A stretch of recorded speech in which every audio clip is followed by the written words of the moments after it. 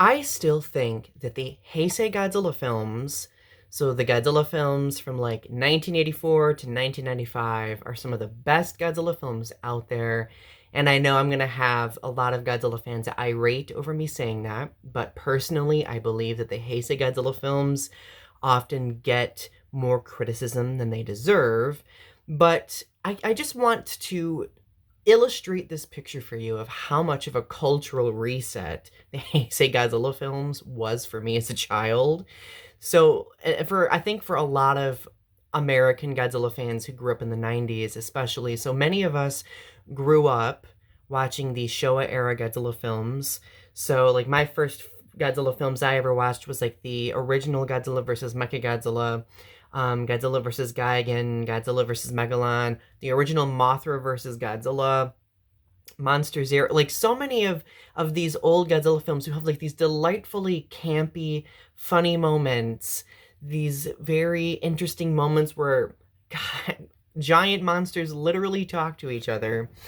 And the entire 90s, I pined over those old films.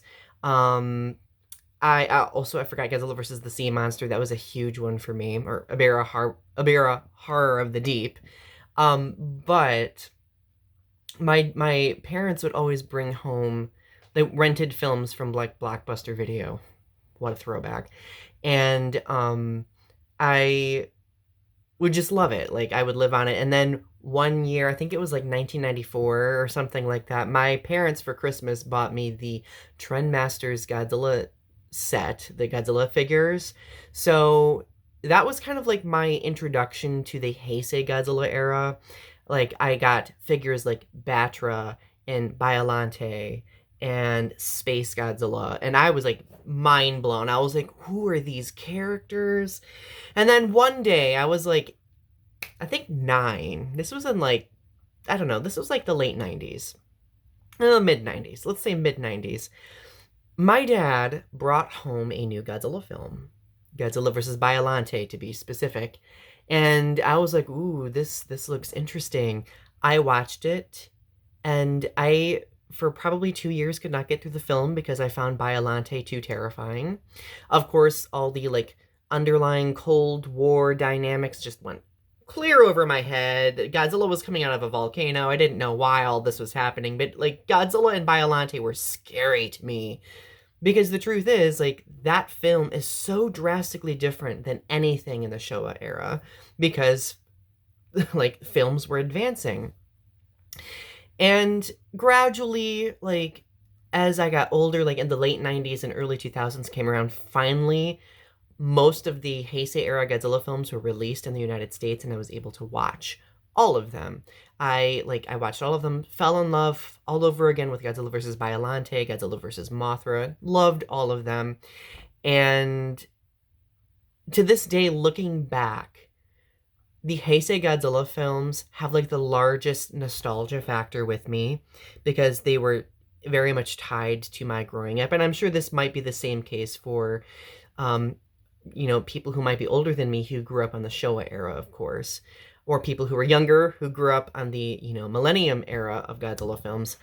But despite the beam spamming, the really stiff suits and animatronics of that era, I think we have to appreciate that the Heisei Godzilla era was our first significant introduction to episodic storytelling in the Godzilla franchise because obviously one movie transitioned into the next. There may have been some plot holes here and there, but there were consistent human characters, consistent kaiju characters, references made to prior films, and it did more world building, I think, than the Showa era did, and than any other Godzilla era, in my opinion. That's why I love the Heisei era, and that's why I think that it deserves a lot more appreciation.